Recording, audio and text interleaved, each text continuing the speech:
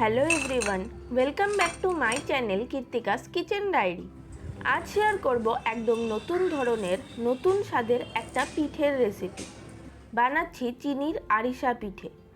এই পিঠেটা বানানো খুবই সহজ আর ঘরে থাকা মাত্র একটা উপকরণ দিয়ে এই পিঠেটা আপনারা বানিয়ে ফেলতে পারবেন।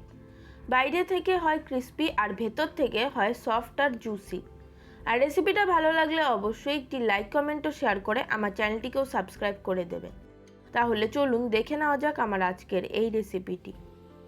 তো চিনির আরিসা পিঠে বানানোর জন্য সবার প্রথমে একটা কড়াইতে দিয়ে দেবো হাফ বাটি পরিমাণে চিনি আর ওই সেম বাটির হাফ বাটি পরিমাণে জল। এবারে চিনি আর জলটাকে ভালো করে মিশিয়ে চিনিটাকে জলের সাথে গলিয়ে নেব। এখানে আমাদের একটা ঘন চিনির শিরা তৈরি করে নিতে হবে। তো এখানে খুব সুন্দরভাবে শিরাটাকে জাল দিয়ে আমি ঘন করে নিয়েছি। দেখুন শিরাটা কিন্তু খুব সুন্দর একটা তার হতে শুরু করে দিয়েছে। ঠিক এরকম একতারের শিরাই কিন্তু আমাদের তৈরি করে নিতে হবে। এবারে দিয়ে দেব 1/4 চা চামচ পরিমাণে কাঁচা মৌরি, খুব ভালো করে মিশিয়ে নেব।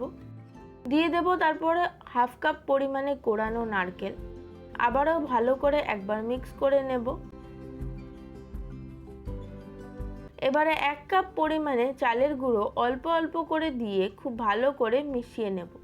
আর ফ্লেমটাকে কিন্তু লোতেই রাখতে হবে। এখানে যতটা চালের গুঁড়ো হবে তার অর্ধেক কিন্তু নিতে হবে চিনি। ঠিক এরকম পর্যায়ে কিন্তু এবারে আমি ফ্লেমটাকে বন্ধ করে দেব। এবারে এই পাকটা একটু চেক করার জন্য হাতে একটু ঘি মাখিয়ে এইভাবে ধরে দেখতে হবে।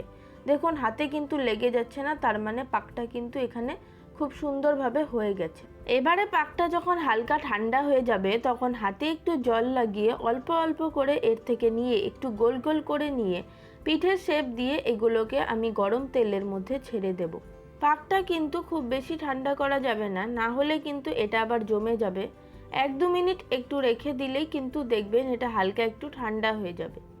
এবারে ফ্লেমটাকে লো টু মিডিয়ামে রেখে পিঠেগুলোকে আমি উল্টে পাল্টে একটু লালচে করে ভেজে নেব। তারপর পিঠেগুলোকে ভেজে নেওয়া হয়ে গেলে এগুলোকে আমি তেল থেকে তুলে নেব।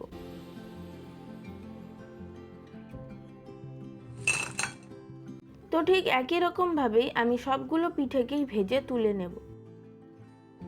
সবগুলো পিঠে আমি খুব সুন্দরভাবে ভেজে তুলে নিয়েছি। আর এখানে দেখবেন পিঠেগুলো ভেজে তুলে নেওয়ার সময় একটু নরম মনে হবে, তবে এটা একটু যখন ঠান্ডা হয়ে যাবে তখন দেখবেন পিঠেগুলো খুব সুন্দর একদম মুচমুচে আর একটু শক্ত হয়ে যাবে। এই পিঠেগুলো ঠিক এরকমই হয়, ওপরে থাকবে একদম মুচমুচে আর ভেতরে থাকবে একদম সফট জুসি।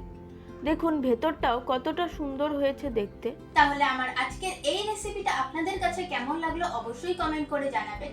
ভালো লাগলে আপনারা অবশ্যই একবার বাড়িতে ট্রাই করে দেখতে পারেন। আশা করছি আপনাদের সকলেরই খুব ভালো লাগবে। আর আমার এই রেসিপিটাকে ইউটিউব থেকে দেখে থাকলে চ্যানেলটিকে সাবস্ক্রাইব করে পাশে থাকা বেল আইকনটিকেও অবশ্যই প্রেস করে দেবেন। আর ফেসবুক বা ইনস্টাগ্রাম থেকে দেখে থাকলে পেজটিকে ফলো করে দেবেন। আজকের মতো এই পর্যন্ত, দেখা হবে পরের ভিডিওতে নতুন কোনো রেসিপির সাথে।